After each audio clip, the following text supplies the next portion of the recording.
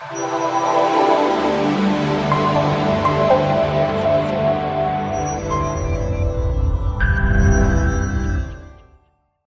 David with Stone Real Estate. I'm talking to you today about marketing your house. As a certified home marketing specialist, one of the benefits that I provide to my clients is being able to go into their house and help set it up to be sell worthy. So what we're going to talk about today is just a few key things to think about when it comes to marketing your house. So what you want to do is you want to look for a way to add um, elegance to your house to where when a buyer comes into your house, they fall in love with it. And so there's 5 things we're going to talk about today. We're going to talk about decluttering, cleaning, repairing, neutralizing, and dynamiting your house. And so the location, square footage, and the price are usually determined by the buyer before they even come look at your house. Because why would they want to look at your house if it's not the right price, not the right location, or not the right size? So what you have to do is you have to focus on identifying the property as a house that they want to have because it just feels warm, cozy, it fits their needs, so you can see themselves living in the house, their furniture and belongings fitting in the house. So studies show that about 70% of someone putting an offer in on your house relies on you, okay, the impression that you make upon your house to the potential buyers. So what makes a buyer choose your house over another one? It's usually emotion based, right? How does it look? How does it feel? How does it smell? And so forth, right? If you come into a house and it smells like dogs and they're not dog lovers, that's going to turn them away and you're going to lose a buyer. If it smells like a cat and they're not cat lovers, it could turn a buyer away. If it smells like um, cookies and they don't like cookies, or whatever, you get the point. Um, so when any negative impressions are left, buyers can start focusing on what's wrong with the house versus what's great about it. And the same goes with repairs. If there's minor repairs that you don't want to make or um, that you touch up but they still don't look, they look a little rough or unfinished, they'll start looking at everything, nitpick everything versus focusing on the fact that your house is great, all the furniture can fit in it, the neighborhood's good, the price is good. They start focusing on the bad. They start going down that tunnel. So what I'm going to do is I'm going to teach you some ways to help prevent potential buyers from going down the wrong rabbit hole. Okay? Your exterior. Let's start with the exterior. So it's called curb appeal. When a realtor takes photos of your house and posts them on the MLS for them to be spread out across the internet, usually the first picture is of the outside of the house. When I'm going through the MLS and I see pictures of the interior but there's no exterior picture, then I start thinking, what's wrong with the outside? Buyers are going to do the same thing too. Why isn't it being highlighted? When they pull up to your house, the first thing they see is the exterior, right? And that's going to be that first impression. If the yard looks well maintained and good, then they're going to automatically assume that when they open up that door, the house has been taken care of as well. So you want to look around your house and see if there's anything that might need little repairs, right? You want to make sure the grass is trimmed, that the yard's been weeded. If you have flower beds, pull the weeds. If you have dead plants in there, pull the dead plants out. If you have some room for some seasonal flowers or some shrubs, put a couple in there. Just give it some color. Make sure you layer it, okay? Think of threes. So you want to have something high, something medium, and something low so that it draws their eyes either up or down. Okay? If you're going outside and your gutters, the gutter drain spouts are bent, put a new one on there. If you have shutters, paint them. If some of your trim around your house, the paint's trimming, paint it. A first impression is a lasting impression. Next, we're going to talk about decluttering. Okay? As much as we love our collections, our house, it's our home, right? So we've made it our home. It fits us. But when you're selling it, you need to get out of the mind frame of it being your home and look at it as a transaction, okay, an investment that you're trying to get the maximum out of. So the goal is to show the true space of your house. Okay? If you have a bunch of furniture in there, you got collections all over the walls, it could shrink your house size up, and it may make the buyer feel that your house is actually smaller than what it really is. A good rule of thumb is to move about 50% of your items. So if it's summertime and you got winter items, Christmas decorations, Halloween decorations, Thanksgiving items, get it out of the house. Put it into a self-storage facility or something so that it makes your house look bigger. A lot of places, if you move into a self-storage facility, they'll offer the first month free. So hopefully your house will be sold and under contract within 30 days. So you really only have to pay for maybe a month of self-storage. So you want to organize your pantries. Take the time to turn all the labels to where all the labels are facing out. If you've got 3 different jars of spaghetti sauce, one here, one here, one here, put them in a row. You want to make your house look organized and maximize your space. Another thing that you should do is in your bathrooms, in your towel closets, try fold the towels to where there's no open seams out. Think about it when you go to a hotel, right? When you're going over to a luxury hotel or a nice hotel, their bathroom, they always have the towel to where there's no open seams. Kind of the same premise, right? You want to make it look like a spa, feel like a spa. So, it's Christmas time right now. If you've got a lot of empty boxes from Christmas items, work on getting them out of the house. It's okay to have decorations in the yard. Keep it simple though. Don't look like Clark Griswold in the front yard. All right. A simple set of lights on the hanging from the gutters or around the trees or the shrubs. It'd add a touch of hominess. But another thing to keep in mind is if the potential buyer doesn't celebrate Christmas, it could also be a turnoff. So use it sparingly. Okay. So you also, if you have large collections, thin it out. Okay. You don't want people focused on your collection. You don't want to say, ooh, where's that? Who's that? What's on that? You want them focused on your house. So keep them focused on your house, not your collection. So pack them up and get them out of the house so that it doesn't become an issue to take away attention from your potential buyer. Okay, so cleaning. The house needs to be clean. All right. Regardless of your standard of cleanliness, it needs to be cleaned. And if you can't do it or don't want to do it, pay a professional to come in and do it. It goes to first impressions again, right? If somebody comes in and the house is disarrayed, right? There's dust bunnies all over the place, food all over the place, the appliances aren't clean, the bathrooms aren't clean, the carpets aren't clean, that's all going to leave a negative impression. And if they still like the house, they're going to want to offer you less because they're going to have to get the carpets cleaned, they're going to have to get this done, they're going to have to get that done, it's going to have to pay for a cleaner to come in and do this. Just take that out of the equation altogether. Pay a few $100s if you don't want to do it yourself. Have the house cleaned up. Again, first impressions are lasting impressions. You want to make sure that the light bulbs are clean, ceiling fan blades are dusted off, the doors. Every time they go into a room or to your house, they're touching the doors. So make sure that the doorknobs are clean.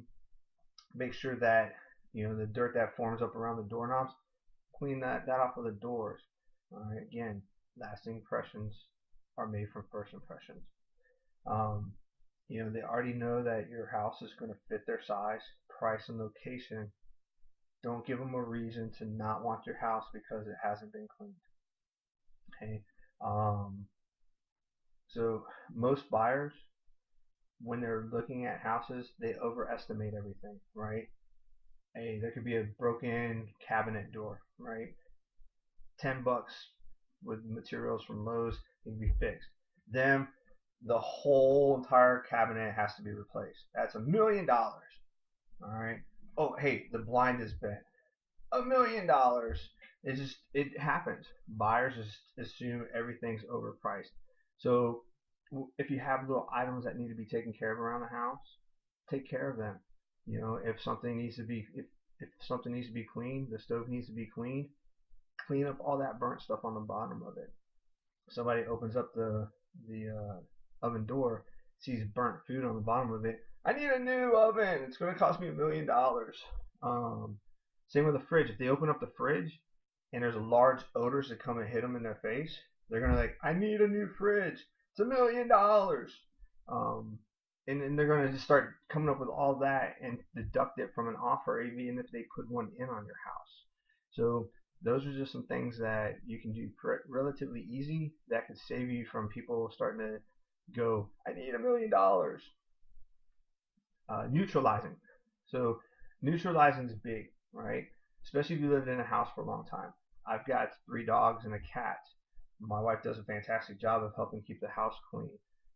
But sometimes the dogs get odors, right?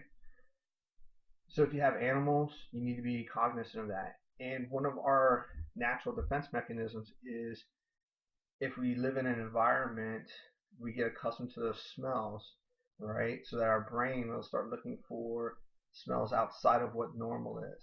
So we may not even know that our house has an odor of a pet or food or what have you, because our bodies become in tune to that. So have a friend or somebody come on over and say, hey, look, give me some honest feedback. What do you smell? Okay, and then you can address that. So you want to have warm neutral colors. Okay, some of us like purple, some of us like yellow, some of us like lime green. Okay, fantastic colors for us, horrible colors to sell, right? You want to look at neutral colors that are warm and inviting. White, although it's a neutral color, it can feel cold. Okay, it can make it feel cold, unwarm, unwelcomed. So that's why if you see, a lot of the home builders now, they're going to tans and they're actually going to grays, like grays right now with white trim. So if you have designs all over the walls, if you have stickers all over the wall that say like family and you have like names and stuff like that, I recommend taking them off, because what you want to do again is it's not your home anymore. You got to get into that mindset. You got to get in the mindset that you're trying to facilitate a transaction from an investment and get the most capital that you can from that investment. Surveys show that about 40% of buyers are not pet owners. So it's important to neutralize your house from the pets, right? So clean up outside. When it comes time for a showing, take them out of the house, because there's a lot of people that are afraid of dogs or cats or snakes or spiders or pet rats or pet chinchillas or whatever pet you have, right? So you don't want them to come in and be like, there's a snake in our house. I can't live in here, because I'll picture a snake being loose in the house, right? Or they see a dog or hear a dog barking, and it could be like a little 2 pound teacup poodle, but they may get excited about that and leave your home because they're afraid of dogs and they can't picture being in a house with a dog, or they're allergic to dogs or cats or what have you. And when they come in, they can start, activating their allergies. So you want to get them out of the house, and get their toys out of the house, get their bowls out of the house, get kennels out of the house, get litter boxes out of the house. Whatever you need to do to kind of neutralize it as much as you can. Okay. You want to avoid strong scents like potpourri, scented candles. If you have some of those automatic air freshener sprays, turn them off, take them out altogether. Again, there's a lot of people with allergies. They could be allergic to some of those scents, which could detract them from continuing to look at your house, which takes a buyer off the plate. It's okay to, I like to use some of those plugins, right? Put it on a low scent so there's a little scent in there. I like to use like caramels or country scents, some apples, things like that. Depends on the time of the year. I like to have a seasonal flavor in the air, if you will, but subtle, not bam right in your face. Okay, so subtle, not Mike Tyson. Dynamiting. So dynamiting your house, right? So if you have a chair in your room, put a little throw over it.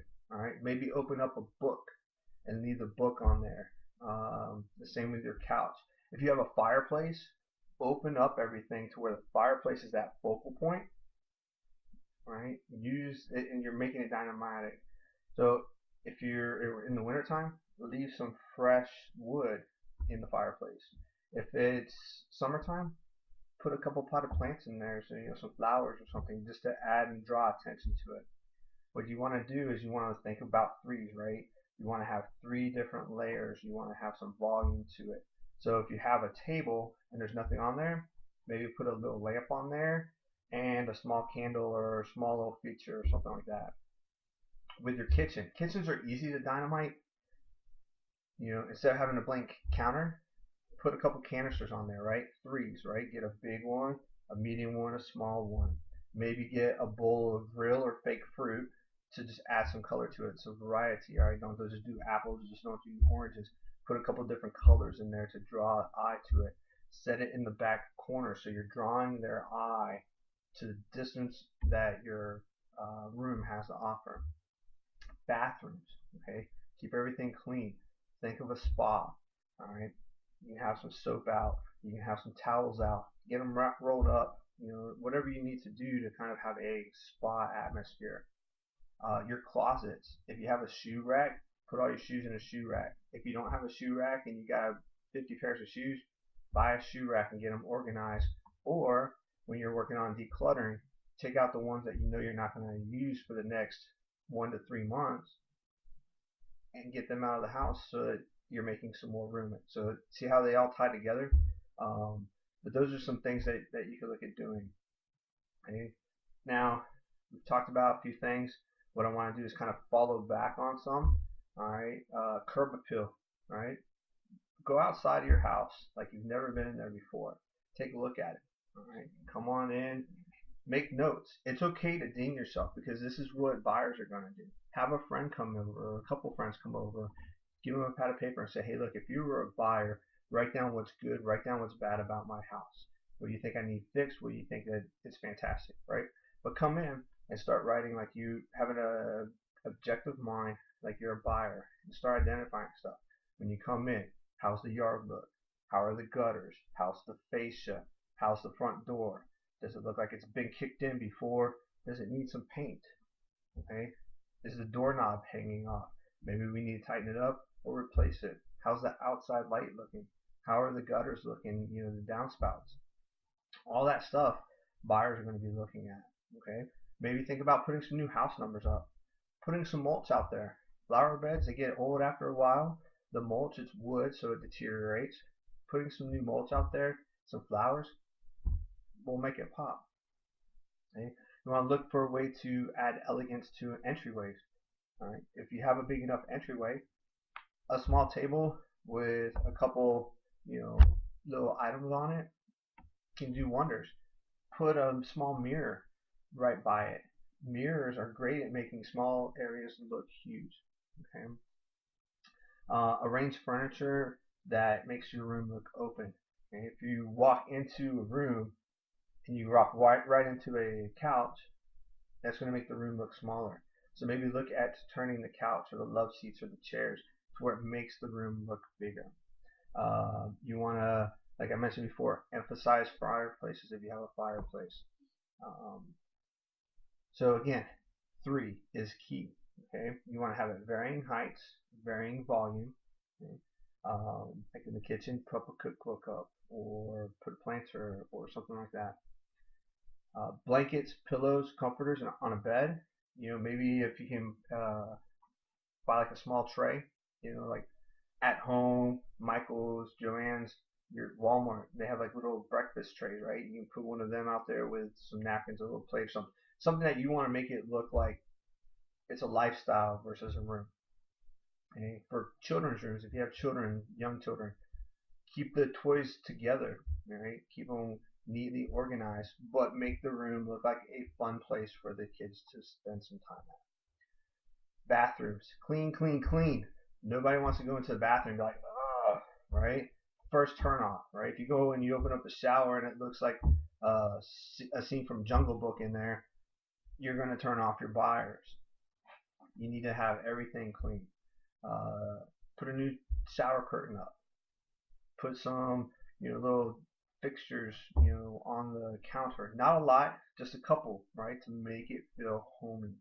Um, if you have a living room, a den, a study, a loft, put a couple board games out or a board game out to make it look like it's fun, right? You want to sell a lifestyle versus a room. Um, what you want to do also is, um, if you have outside, right? If you got a barbecue grill out there, if you have a patio table out there, maybe set up the table with some items to where it looks like, again, you're selling a lifestyle. They're out there, they can visualize themselves out there relaxing, cooking, right? Watching the kids play if they have kids, watching themselves entertain their friends and their family. Again, you want to sell a lifestyle, not a room, okay? So curb appeal, dynamic entryway, kitchen, bathrooms. Those are the 4 key areas you need to focus on to be successful. Now let's talk about when you actually have a showing, right? So when you have a showing, you'll get the phone call from your agent or from a centralized showing service or somebody. Somebody's going to notify you and say, hey, you have a showing in X amount of time. Panic kicks in. I got a showing, right? You're excited. I got a showing, but then you're like, I got so much to do. If you keep your house clean, keep hitting those main key areas, curb appeal, entryway, kitchen, bathrooms, it'll make it for light work, right? You want to take out the trash, go through there real quick, leave like a Walmart bag or something in the trash can so you can just grab that bag real quick, grab them all up, throw them into the trash on your way out, right? What I did is when we were selling our house, my 2 children had their own roles, and my wife and I had our own roles.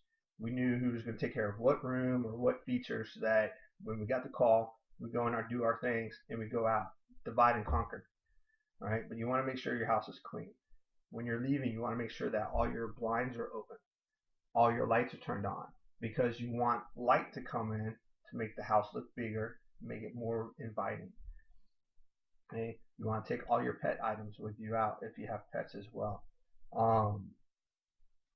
What I like to do, when I sell houses or when I have clients sell houses, I would get some of those rolls of cookies, right? They're already pre-mixed dough. Pop a few of them in there, put them in the oven while we're cleaning everything up. So by the time we're done with everything, wash our hands, get the cookies out, put them on a tray so they have some warm cookies. Put a couple of the small little bottles of water out there and a handwritten note. Hey, I appreciate you coming by the house. We're sorry to see ourselves have to go, but whatever, right? We need a bigger house or whatever it is. You don't even have to get that far. You can be like, hey, you know what? This house is wonderful. We really like this school. We really like our neighbors 2 houses down. They're fantastic.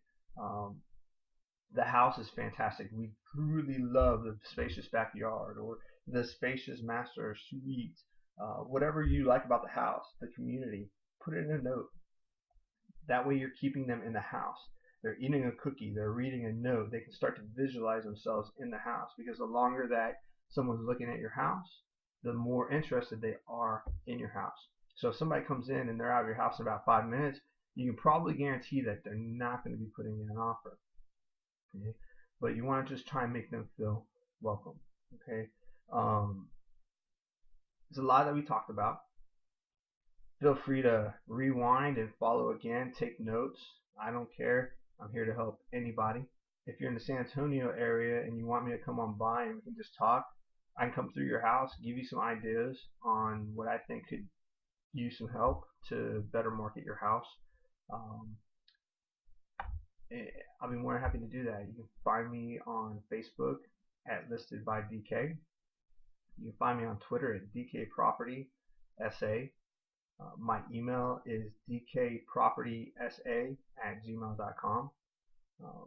But whatever you do, research it. Okay, talk to experts. If you're in my market area and we go under contract, one of the things that I provide to my clients if they want is a free consultation by a home stager. So you can hear it right from a professional that does this 24/7. I'm a certified home marketing specialist. I'm not a stager, but um, with our forces combined, we can make sure that your house is ready to sell in a quick and timely manner. I really wish you the best of luck in selling your house. Again, if you're in the San Antonio area, I'd love to come and talk to you. I'll come through and give you a free consultation. You don't have anything to lose. But feel free to reach out to me. My phone number is 210-319-9713. I'm here for you. I'll talk to you later. Have a good day.